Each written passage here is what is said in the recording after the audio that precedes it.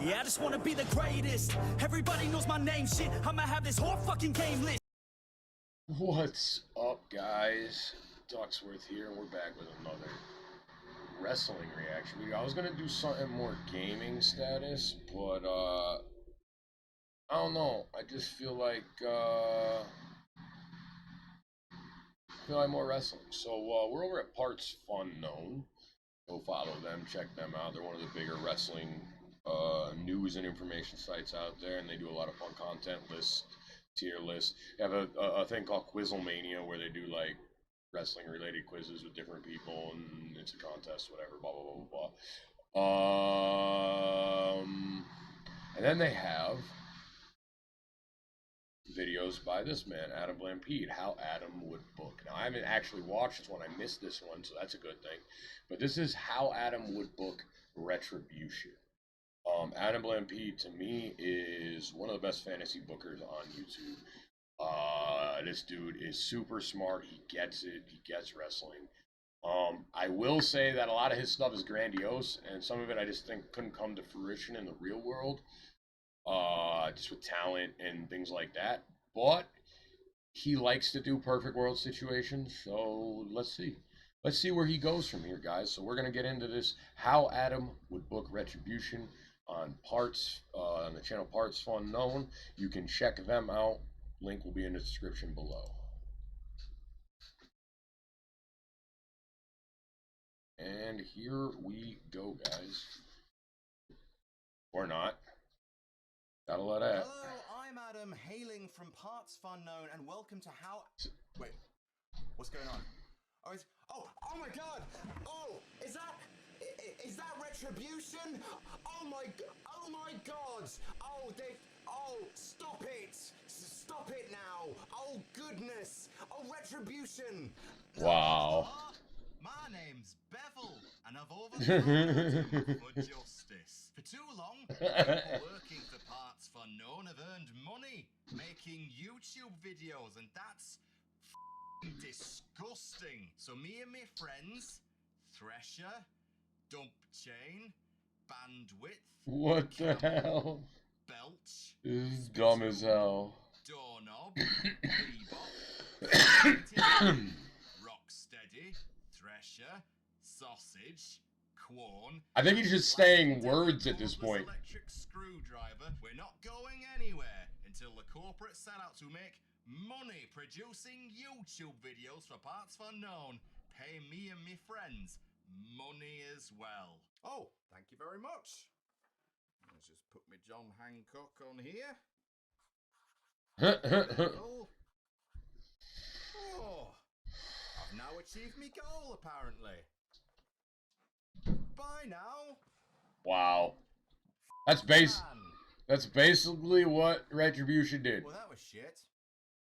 So 2020 was a year where Baron Corbin had dog food dumped over him. He had the swamp fight, Goldberg beating the Fiend, Eye for an Eye, Raw Underground, and Eric Roden's f***ing Spider. I mentioned this when I say WWE's worst storyline of 2020, potentially the worst storyline in wrestling in 2020. Yeah, pretty much. Got my coffee here, by the way. Pretty much amounted to essentially the world's most embarrassing job interview. In August, Dux WWE runs on Dunkin'. Debuting on Raw, people got concerned when they saw the name Just Us had been patented by WWE, but don't you worry, what actually happened is a lot worse. Yeah. Release Zack Snyder's Just Us League. A group of balaclava domestic terrorist-looking motherfuckers threw a Molotov cocktail at a generator after a summer of political unrest. Which absolutely makes no sense. Hold up. No sense. They threw a Molotov cocktail at a generator that shut down the power in an arena that is probably hooked directly into the substation. Like, can't make this shit up. SmackDown invasion, and check out this awkward dollar store Nexus bullshit. Like that one little generator running that whole thing. My favorite is the lad beating up the ring with a bat. You show that canvas, good buddy. Right? Fuck the mat. So Retribution was like, here. this is Matt. It hurts when you get slammed. Fuck you, Matt. Here, take this baseball bat. What did they want? to destroy WWE and also get a job. Yeah. WWE. The September 21st. I have that shirt. Was pretty much the point where Retribution. He's wearing a shirt that I was gonna wear today, but realized it was dirty still. And we heard them speak. Each and every one a gigantic embarrassment for everyone involved. Retreating as far as possible from the accusations that WWE were basically doing what a right-wing billionaire thought anti-fascist protesters were, WWE sent out an intern with $20, told him to buy a bunch. But of he's right. Make sure you bring home change. Doing a budget Joel Schumacher, Batman and Robin, reducing a huge gang of faceless yobbos to a core squad of Hot Topic Bane. A high school drama club doing a stage adaptation of Mad Max Fury Road, erasing the recent stellar work of Dominic Dijakovic, Mercedes Martinez, Mia Yim, and Dio Madden and Shane Thorne to a lesser but also very real extent. Their names were Mace, T-Bar, Reckoning, Retaliation, and Slapjack. And there's nothing I can add to Luke and Ollie's reaction at the time. Turns out contracts to Retribution, the group that was actively vandalizing their company, and the group responded to this recruitment by saying, people who earn money wrestling are bad. Thanks for the contracts, though. They went after the Hurt Business a bit, then hopes were briefly raised when the leader of the group was revealed to be Ali, because, hey, that accidentally counts as long-term booking, sort of. Maybe. Accidentally. Like long-term booking, at least, with Ali revealing, oh yeah, I was a SmackDown hacker. It's all connected. But hey, people liked Ali and wanted more for him, so yay.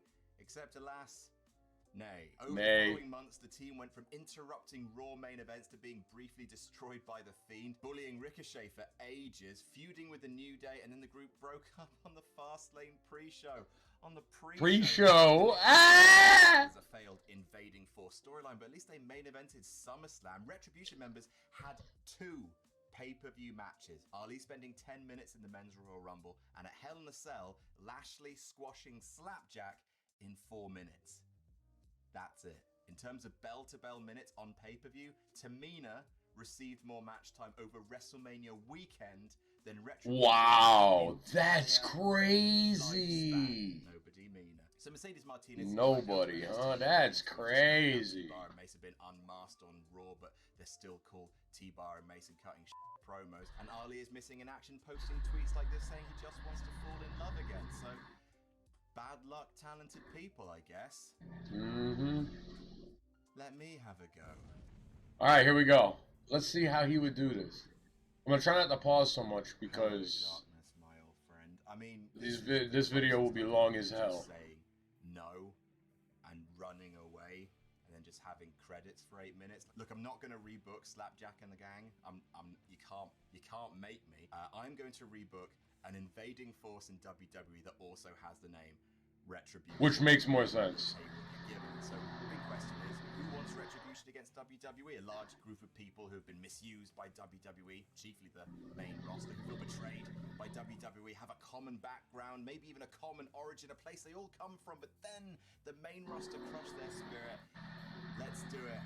NXT Invasion. Ring the bell.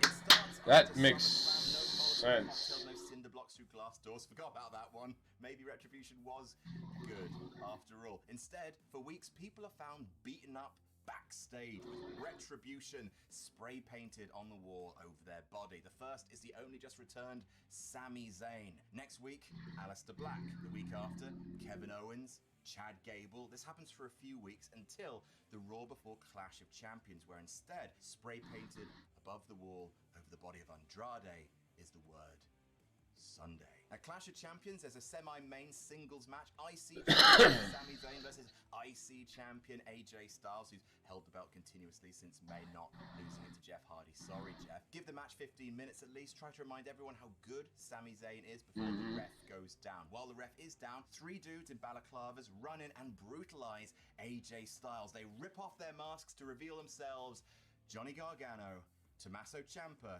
and the man in the middle, Finn Balor. Hell yeah. Simply into the mic, this is a rescue mission. They run out as security guards rush to the ring. Sami Zayn pins AJ Styles to retain the IC title. The next night on Raw, another match is interrupted by the three men. The match is Keith Lee with his t-shirt and his awful new music versus Sheamus. The three men have another person in a balaclava with them who doesn't join the attack. Gargano and Ciampa take to the mic saying, "This is exactly why we left. We've seen it so many times now, over and over and over again. People kill themselves in NXT to become someone. And then the people who run this company kill themselves to turn them into nobodies. There will be consequences. There will be retribution." He said it. Finn Balor says to Keith, he said it.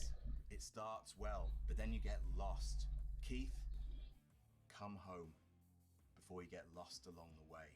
Keith slaps his hand away and says, "Well, if you won't listen to me, perhaps you'll listen to her." And the person in the balaclava with them takes off their mask to reveal Mia Yim. And she says, "Please, Keith, please come home. Please don't let them take you away." Keith Lee looks at them, bows his head, and walks away. Tells Mia backstage, "For both of us, it was always about getting here. And now that I'm here, you want me to walk away? I can't do that." On NXT, Balor tells the entire locker room they need to be ready for what comes next. Whatever happens, win or lose, NXT will emerge as the #1 brand in all of wrestling, and they need to choose who. This is interesting. Because NXT really is, until almost lately, really is the only show WWE does. It seems like it's in its own sphere for the most part. You don't see crossover until people are about ready to go to the main roster. Whose side they're going to be on. I was on the wrong side once. Not anymore. The attacks keep coming. 2 weeks before Hell in a Cell, Balor issues a demand. WWE have a choice. They either change the leadership of WWE, Okay. right at the very top, you know what I mean, or they let all the NXT stars who have been misused come home. He wants to hear an answer at Hell in a Cell, and he doesn't want it from another corporate yes man. He wants it from Triple H. So at Hell in a Cell, there's a Simon Balor, Gargano, and Ciampa come out to the ring. Triple H comes out flanked by security, and then we have a rooty-tooty-shooty promo where everyone makes good points. The Retribution guys talk about how the main roster poaches NXT's best talents just to pop a rating and then forgets about them. Triple H says, "Okay, let me throw some names at you. Seth Rollins, Roman Reigns, Drew McIntyre, Big E." Triple H tells Finn that this is killing me. NXT is as precious to me as my own children, but in NXT, we don't make excuses. WWE refuses your demands. At this point, the Retribution members attack the security forces. Then out come some wrestlers: Chad Gable, Andrade, Aleister Black, Ricochet, people who have been assaulted by Retribution in the past, and for a second, they face off against the Retribution guys before turning and assaulting the rest of the Empire. It's a huge brawl. People, bodies flying all over. Okay. To do a flippy do. He doesn't get to do those anymore. I know. Ricochet we're talking about. In the middle of this scrum, in the middle of the ring, Finn Balor places a steel chair around the neck of Triple H. Shit. And does What? a coup de grace. Oh my god. Is stretchered away. Half dead. Can settle. So the pitch leading into Survivor Series is WWE NXT Civil War. People choose their side. Keith Lee remains loyal to the main roster, as do pretty much all the former NXT stars that have made good for themselves on the main roster: Seth, Roman, Drew, Big E. Some join with NXT, like Kevin Owens, Andrade, Murphy, Bobby Roode. Surprisingly, Sami Zayn, despite Retribution helping him win the IC title, despite having issues with WWE, stays loyal to the main roster. He says, "I was the heart and soul of NXT, but the only place to make the main roster better is on the main roster." He and Gargano. Valid point. Another valid point. See, that's good writing. That is good writing. Making valid points that can say you're right. I love it when you can identify with the bad guy in writing, whether it's a book, a movie, wrestling. I love it when a heel wrestler cuts a scathing promo, but he says things that are true.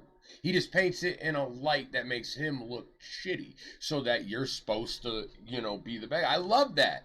I love that. I love when faces point out truths. I love it. And that's why the CM Punk leaving with the title John Cena angle in the beginning worked so well, because they let CM Punk speak truth and make it into something that could sell a fight. And that whole story sold that fight. And I'm going to tell you what, for people who think John Cena can't wrestle, he can fucking wrestle. Watch that match. Sami Zayn for WWE versus Johnny Gargano for NXT. IC Champion versus North American Champion. Heart and Soul versus Heart and Soul. Sami Zayn wins. Samoa Joe steps off comment. And I just want to say, I'm not a John Cena homer at all. I actually hate his character. I hate those. I think it's played out boring. He's never changed, never been nothing different, and it's gotten boring. It was boring 10 years ago. You know what I mean? I'm good. If John Cena wanted to come back in a new form as a heel of some sort for a run, I'm all about it. I think John Cena has there's a reason he carried the WWE for all that time. There is a reason. He was the guy. He could do it all. He was the man on the mic. He was the man in the ring. Look at some of his early work. Again, for people who think John Cena can't wrestle, look at some of his early work leading up to and in his first title reign, before he became hustle, loyalty, respect, face of the WWE John Cena. When he was face Thugonomics John Cena. He had the album come out and all that stuff. Look at some of that early work in the ring. That man can wrestle. For anybody who says JBL sucked and can't wrestle, watch JBL versus John Cena. That match was great. Teams with Riddle, Cesaro, Corbin, Nakamura for WWE versus Pete Dunne, Chad Gable, Ricochet, Murphy, and Bobby Roode for NXT. The NXT team win. The Street Profits and the New Day for WWE versus the Undisputed Era for NXT. The Street Profits and New Day win. Still want to keep that Undisputed Era implosion cooking in the background. Charlotte, Sasha, Asuka, Bianca, and Nia Jax for WWE versus Shayna Baszler, Ember Moon, Rhea Ripley, Mia Yim, and Bayley for NXT. NXT team wins. And then the main event, Seth Rollins, Big E, Roman Reigns, Keith Lee, and Drew McIntyre versus Aleister Black, Andrade, Tommaso Ciampa, and this is where Keith Lee turns. Kevin Owens. And this right here is where Keith Lee turns. Down to 2 versus 2. Roman Reigns and Drew McIntyre, the champs, versus Finn Balor and Kevin Owens. However, Owens hits a stunner on Balor and walks out of the match, leaving Roman and Drew to pick up the pinfall. WWE 3, NXT 2. Now, a lot of people might be angry that NXT don't win here. Just want to remind you that A, NXT won in 2019, and B, this whole storyline is attempting a delicate balance. Obviously, you want to turbocharge interest in NXT now it's on cable TV, but also the main roster is still where the bulk of superstars' money is made. And NXT is really set up like the minor leagues are set up in baseball to Raw and SmackDown. So if Raw and SmackDown are Major League Baseball, then NXT is AAA baseball. You get it? Not AAA the wrestling event, but AAA baseball, like the Worcester Red Sox or the Scranton Mets or I think Scranton Mets. Yeah. Whatever it is, you know, I know a few AAA teams from playing MLB, the Show 21, but I digress. The point I'm making is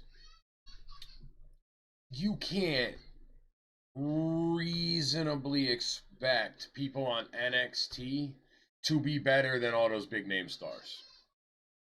You can have some that are down there and should be up here or close to being up here that it could win.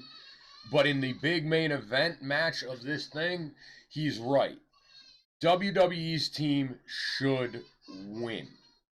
Now, WWE's team did not win. They win because of a little fuckery with Kevin Owens. Not gonna lie. And that's a good thing because it still keeps NXT as looking strong. Oh, they got walked out on by somebody. Blah, blah, blah, blah, blah. You see what I'm saying? So that works. You don't want to bury the concept of the main roster too much. You want the main roster to improve. You can't do that by hermetically sealing off NXT and stopping the stars of the future being called up. The aim of this whole thing is to basically try and make a cool story with fun matchups featuring people who have been classed as unimportant for too long and making them important again. What you want to do is make Raw, SmackDown, and NXT must-watch TV, not just NXT. You know, as much as people have their loyalty. See, he's making good points here. He's making good points here. They want to make peace. Anyone who wants to move to NXT can do so. Yeah. The draft that in real life happened in October happens here instead. So WWE can move some key names that it currently doesn't have anything for on the main roster. Black, Ricochet, Andrade, Baszler. Oh my God, the main roster. Never mind. World-class talents. They can move them back to NXT so they can improve both their stock and the stock of NXT as an entire program. The fallout leads to NXT TakeOver War Games with a whole bunch of returning talent versus current NXT stars, with also a blow-off WWE versus NXT match inside War Games. Heat back. Andrade versus Gargano, the rematch for the North American title. Like Murphy that. versus Santos Escobar for the Cruiserweight title. Like that. Baszler versus Shirai, and a War Games match with Team NXT, Pete Dunne, Ciampa, Black, and Ricochet going over Team WWE, Keith Lee, Seth Rollins, Nakamura, and Riddle. The main event, though, is Kevin Owens versus Finn Balor for the NXT Championship, and during that match, Triple H returns, decking Balor with a sledgehammer, allowing Kevin Owens to become new NXT champion. That works. I like that. A really fun few months run of Kevin Owens as a WWE guy, dressing in a suit and tie, ruling over a much expanded NXT, holding their top championship hostage. This all blows off at the NXT TakeOver in WrestleMania week, which isn't called Stand and Deliver. It's now called TakeOver Retribution, including matchups. Kevin Owens defending his title versus I like that. Threat match, a gauntlet eliminator featuring Aleister Black, Andrade, Pete. Dude, look at this card, yo. Look at this card. This is like dream card he's making right here. See what I mean? Like, sometimes I don't think this would work, but like in real life because of the practice. Need it, but Triple H needs to have at least one match at a takeover before He should. He should. He should, and he should put over Finn. That is true. WrestleMania, again, bringing a wider, more mainstream focus to NXT just in time for Aleister Black to begin a feud with Karrion Kross. And Ooh. is how I didn't really rebook Retribution, did I? Because you can't. Don't. Don't do it. Don't do WWE Antifa. Don't do dollar store masks. Don't have a group which is dedicated to destroying WWE whilst also being hired by Raw. Well, I wouldn't have him hired by Raw. To the program. Oh, these guys hate us. They're trying to kill us. Well, better get them on contract then. Don't do that. There's so little to salvage here that I basically just wanted to do my own thing.